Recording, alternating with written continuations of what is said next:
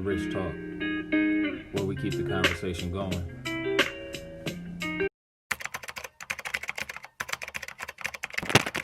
Rich Talk, Episode 3, Overcoming Abusive Relationships, 101. I feel like people don't talk about the process that it takes to get out of that situation. It's going to manifest in some part of your life if you don't ever have the conversation. I'm Chris. This is Shayla. That's Chelsea, Dominique, and Ken. Kids are be like mentally ill, low key, and then the victim becomes kind of mentally ill if they continue to accept it. At the same time, when we say they mentally ill, you got to really evaluate that part as well too, because sometimes that's not their fault. When you know better, you do better. So if you don't really know, then how can you do better? No, and again, that comes from people's traumas that they went through, going through, where it is hard to walk away because like you might be scared you're gonna get clocked in the back of your head doing it, or they gonna come after you. Okay. Like you can have mental abuse without physical, but you can't have physical without mental, because that physical abuse is mental. They put their hands on you, like that's not excusable. You know, like you can only give grace so much with somebody. As the Rich family and our collective, we have a zero tolerance policy on all of abuse, but specifically in this case, physical abuse, like a zero tolerance policy. With the mental abuse, it's different because it's layers to it and everybody has to heal in their own ways. So this conversation, we may not be able to speak directly to you, but we're just expressing our own unique feelings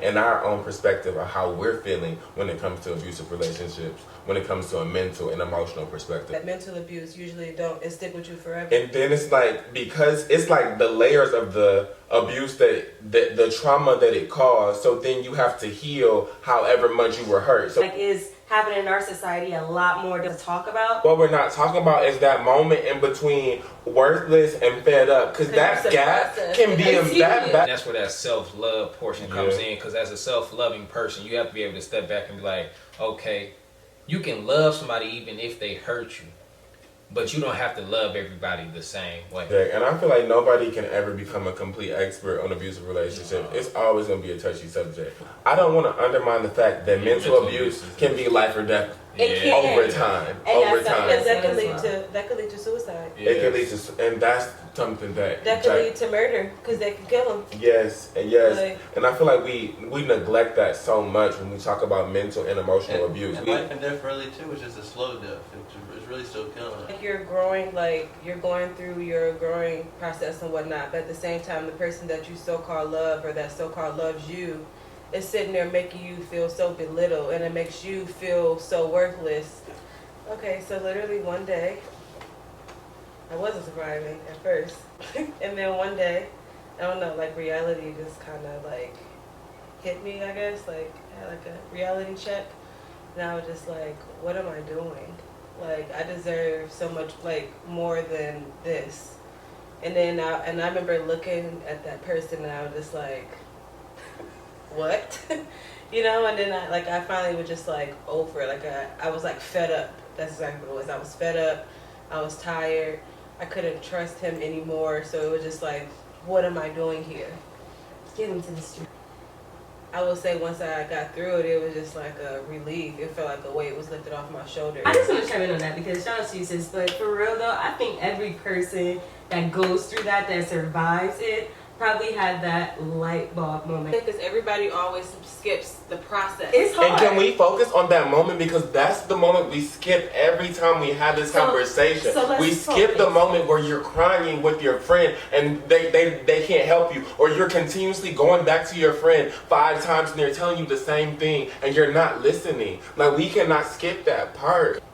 I was laying in the bed and it literally just clicked in my head like, why am I here? I don't have to be here. It's almost like you gotta hype yourself up with affirmation after affirmation after affirmation until you believe it and then you start living it. And I think it's important that we highlight, like, even when people are going through these abusive relationships, we're still growing into who we're meant to be. Like, you know what I'm saying? Like, we're still becoming ourselves. Like, that time is not completely wasted unless you allow it to be wasted. If somebody does something to you and you choose to stay there and choose to keep giving them the same thing you was giving them, are they really taking advantage of you, or are you just choosing to deal with something that they showed you? It's still wrong at the end of It's it. wrong regardless, but it's like at some point I feel like we have to have a personal accountability. We can't be we can't be That's what it dependent on somebody else to call us out. One thing I realized as I got older is I had to stop abusing myself. Yeah. Because if you're going to call somebody abusive and you're choosing to be with that person, then you're choosing to abuse yourself. Exactly. You are. See what I'm saying? And you have to love yourself enough to not. See, but the thing is, There's thing is so much easier said than done. Because when you're in that situation, it's so hard to get out of that. When you're getting abused by somebody and you choose to stay, you are choosing abuse. You might not know how to love me, and you might not know how to fuck with me, but just because you don't know how to do that doesn't mean I have to stay. Yes, it's harder said than done, but at the end of the day, you have to choose yourself. And that's when you get to that point. Yeah, it's hard to get there, but at the end of the day, you gotta learn to love yourself before you love anybody else. And that's just flat out. Abusive relationships are not limited to romantic relationships. We encourage our rich fam to continue these conversations and focus on their own healing and love. Thank you for listening to Rich Talk. Make sure you subscribe to our website at richmagdigital.com and follow us on all platforms.